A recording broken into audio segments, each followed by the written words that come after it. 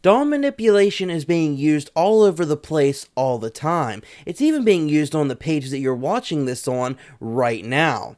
So in today's video, we're going to learn everything we need to know about how to manipulate the DOM.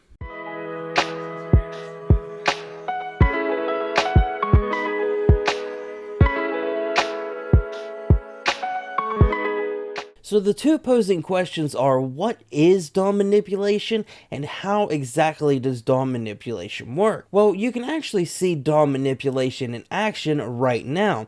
If you just scroll down a little bit to the subscribe button, and yes, I'm being completely serious, originally before you subscribe, you could see the button is red and has the word subscribe. And whenever you click on it, it changes the color of that button to a lighter gray color, and it has the word subscribed now. This is YouTube reacting to you clicking on that button. So it's going to change the text inside of the button to say subscribed now, and it's going to change the color of that button to that lighter gray color. And at the end, we'll create a working subscribe button of our own just from everything that we've learned today, so stick around for that.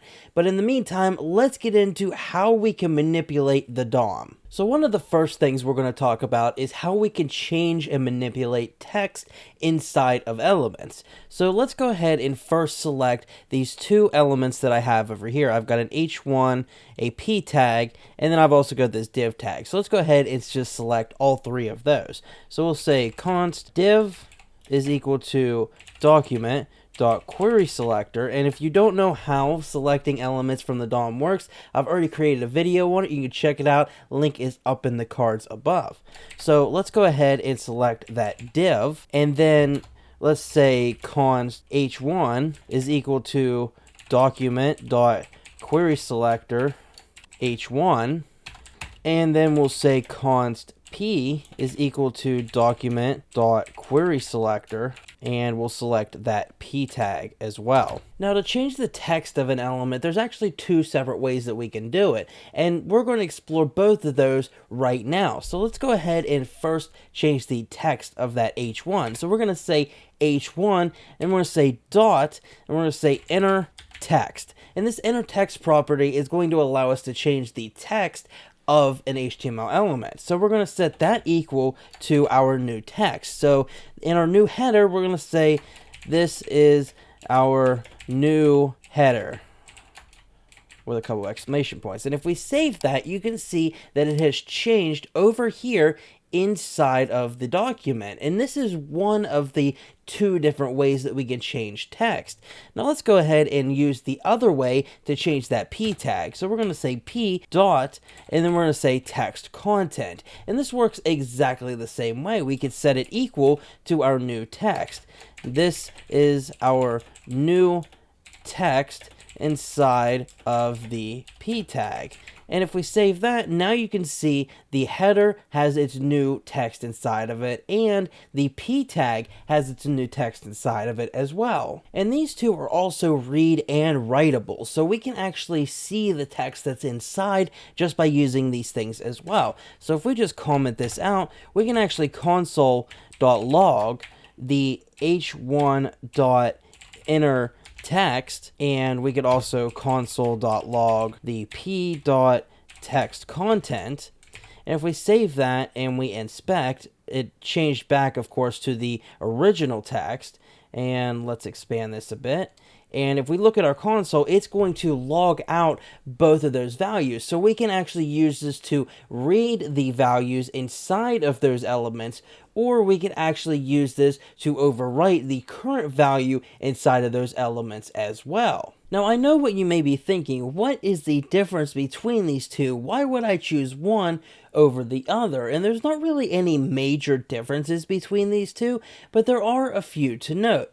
For example, the text content is going to return all of the text inside of all of the different nodes, including script and style tags, whereas InnerText is only going to return human readable text. And another difference between these two is that InnerText is aware of styling, meaning that if you have a bunch of different nodes that you're getting the text from, and one of them is hidden, it's not actually going to return the text inside of that hidden node, because it is hidden, but it doesn't work exactly as you would think. So I'm going to show you exactly how it works here in just a second. But one last example of this is that since InnerText is aware of styling, whenever you use InnerText, it's going to cause what's called a reflow. And I'm not going to get into reflow. It's a DOM principle that you can Google just DOM reflow if you really want to know. But other than that, there's no real other differences between these two.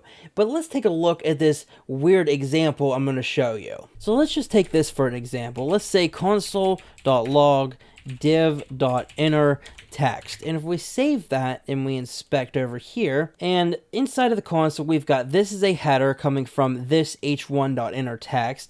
Then we've got this text here, which is coming from the ptag.TextContent.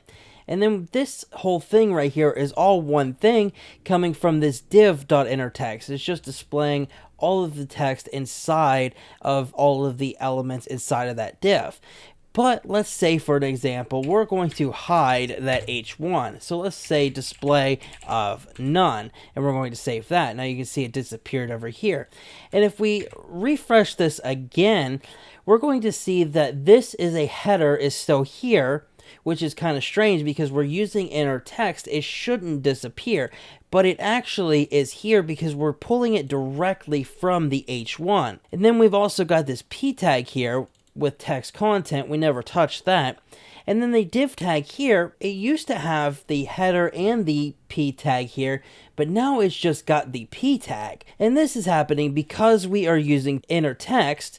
So if we were to use text content here, it would display the text for the header and the p tag. But since we're using InnerText, it's just going to display the text inside of the p tag because InnerText is aware of styling and it's only going to display text that is not hidden as long as you're not directly accessing it off of the element directly like we are with this h1 here. But now that we've got past that, let's look at our next type of DOM manipulation, the inner and outer HTML. So let's go ahead and get rid of this, and for now we're just going to be using this div tag here. So let's say div.InnerHTML, and this works exactly like the inner text and the text content, but it also is going to return and manipulate the HTML as well. So we can actually write HTML inside of here. We can say InnerHTML, we're going to change this to an h3, and inside of this h3 we're just going to say hello from JavaScript. And don't forget we need to have our closing h3 tag here. And if we save that, we are going to get the text content or the inner HTML inside of that div to this text node here. So if we inspect this here, we are actually going to see that this div is still here and then everything else is actually gone. So whenever you use inner HTML or outer HTML, it's actually going to replace everything inside of there, including all of the other HTML stuff. So we can see that we've got this h3 as the only child of this div tag now. Now, if we did outer HTML, the only real difference between this and inner HTML is it's going to affect the div tag as well. So we're never going to actually have that div tag now. We're just actually going to have the h3. So the div.outerHTML affected that div tag and completely removed it and everything that was inside of it and just replaced it with this single h3 right here, as we can see right here. Now we can also manipulate classes inside of the JavaScript as well. So let's go ahead and remove this here, and let's actually create a class over here, and we're going to create a red class, and this is going to have the color set to red. And then let's just use this p tag for an example for now. So we can say p.ClassList, and then we have 4 separate methods that we can use on here. We can add a class to the specified HTML element. We could check to see if it contains a specific class. We can remove a class, and we can also toggle a class. So let's just start with the adding a class. So we could say add, and then we could pass in the class that we want to add. So we could say red, and if we save that, it's going to add that red class to that p tag. And we can also remove it. So we can say p.ClassList.remove. and then we could say remove that red class. And if we save that, it's going to add it right here, and then it's going to immediately remove it right here. So let's just go ahead and comment that out. And let's just go ahead and check out the contains method. Now the contains method, what it does is it's going to return a true or false, whether it contains that class or not. So let's go ahead, we're going to add the red class here, and then we're going to check to see if it contains that red class. So it should be true. So let's say console.log, and we're going to check to see if the p.ClassList.contains the red class, and if it does, this should log out true. So if we inspect here and go over our console, we can see that it does say true. And if we say something that is not on there, let's say we add the green class, see if the green class is on there, and we save that, you can see that it's false because that green class is not on that p tag. But we did add that red class up here, so let's go ahead and check that red class, and it says that it is true. So there's one more that we can actually use, and this is the ClassList.toggle.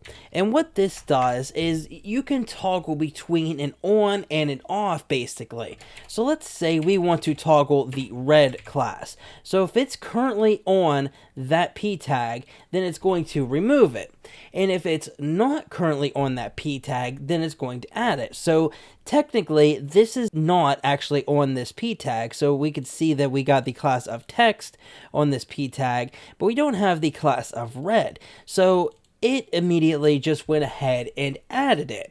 Now, if we go ahead and add the class of red onto here and we save that, you can see that it's going to remove it because we had the class on there, then we toggled it, so now it's removed that red class. And that is how you can manipulate HTML classes in JavaScript. And you can actually manipulate IDs in JavaScript as well. So let's go ahead and head over here and add a green ID, and we'll set the color to green.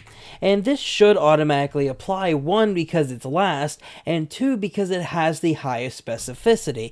So let's go ahead and add the p.id, and we're going to set that equal to that green ID.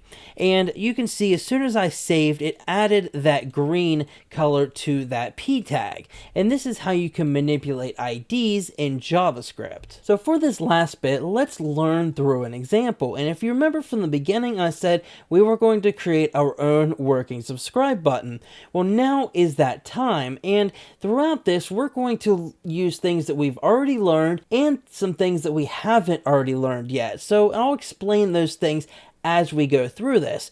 But the first thing that we need to do is we need to create our button, because we're going to create this button completely from scratch just inside of the JavaScript, and I'm going to add a couple CSS classes in there as well. But for the most part, this is all going to be added through the JavaScript. So the first thing that we need to do is we need to create our button. So we could do that by using the document.create element, and then we can create any element that we want inside of here. We can just say button, and that'll create us a button for us. Now, the button's not even added to the screen yet, it's just created so far. So the next thing that we need to do is we actually need to add some text inside of it. So we could use InnerText or TextContent, it really does not matter. So we could say button.InnerText, and we can set that equal to the subscribe text. And initially, we're going to assume that whenever the page loads, that the person is not subscribed. So that's going to be our assumption for today. Now, the next thing that we need to do is we need to go over to the CSS, and we need to create a couple custom classes. So the first class we're going to create is the button class, and this is going to be the one that's always on the button. So we're going to say the color is going to be white. We need to set the height of 50 pixels, and then the width of 150 pixels. And then we're going to set the background color to red. Now remember, this is going to be always applied, and then it's going to be overwritten whenever someone subscribes. So we initially set it to red, and then the next class that we're going to add will be our toggle class. And then the last thing that we need to add is our cursor pointer. Now we need to go back over here to the JavaScript, and we actually need to apply it to that button. So we need to say button.ClassList.add, and then we can add that btn class. Now that we've got that btn class added, we actually need to create one more class in our CSS, which is going to be the toggled class. So whenever it is toggled, it'll be either on or off. So we could say is subscribed, and if it is true that they are subscribed, we're going to set the color to, actually no, we're not going to set the color, we're going to set the background color to that gray color. And we can save that, and that'll be our toggled class. And that's all of the CSS that we need. The rest of it is going to be done through the JavaScript. Now, the next thing that we need to do is we need to add some attributes to this, and these are added using the setAttribute method. So we could say button.setAttribute, and we could set any attribute in here that we want. So we could say the name attribute, and then the value separated by a comma, the value is going to be subscribe. And then we can do another one, which we'll have to set another setAttribute on here. We could say the title is going to be subscribe as well. And if you ever wanted to remove an attribute, we could always say button.remove attribute, and we could do the exact same thing just by passing in the attribute that we want to remove. So if we wanted to remove that name attribute, we could do that by just saying remove attribute and then saying the attribute that we wanted to remove. But right here, we really don't want to remove any attributes, so we'll omit that. So the next thing we need to do is we need to finally add it to the screen. So the way that we're going to do that is we're actually going to select the div, and we're going to append it to the div. So this is going to append a child or multiple children, if you want, to this div. So we could say the button, and we could append this button as a child to this div. And if we save that, our button finally shows up. And if we inspect that, you can see that it was appended at the very end of this div. And that's how append works. You can pass in one or more nodes that you want to append to a specific element, and it's going to append it to the very end of that specific element that you wanted to append it to. But we have a bit of a problem, you see, because the subscribe button doesn't actually work, and we are going to do that next. Now, in this next part, I'm going to create a function and a click listener, and I'm not going to go super deep into these because I'm creating separate videos on both of these, and if they're both up, I will have them linked in the cards right now. If not, don't worry, they will be up within the next week or two of this recording. So the first thing we need to do is we need to say button.onClick. And this is what's considered a click listener. And we're going to set that equal to click. Now, this may look a little weird because we haven't actually created this click yet. This actually isn't anything. But this on click right here, this is what's called a click listener. And it's going to fire every time that something is clicked, whenever this button is clicked. So every time this button is clicked, this click right here is going to run. And we need to create that click. So we're going to say function click. And then every time that this button is clicked, it's going to refer to this click here, and it's going to run everything that's inside of this click function here. So the first thing we need to do is we need to create the class toggle. So we're going to say button.toggle or ClassList.toggle, and we want to toggle the is subscribed class. So whenever we click it, it's going to turn it off or on based on whether or not it is on there or it's not. The next thing we need to do is we need to check to see if the internal text inside of here is subscribe or subscribed. So we're going to check to see if button.TextContent is equal to subscribe. All right, and we have to make it look like that because that's how we made it up here. So if it is equal to subscribe, let's go ahead and break that down. So if the text content inside of this button is equal to subscribe, then we want to flip it and make it equal to subscribed with a D at the end. So button dot text content is equal to subscribed, like that. Otherwise, we want to set the button dot text content equal to subscribe. Now, what this is doing here is initially it's going to be set to red. It is going to say subscribe.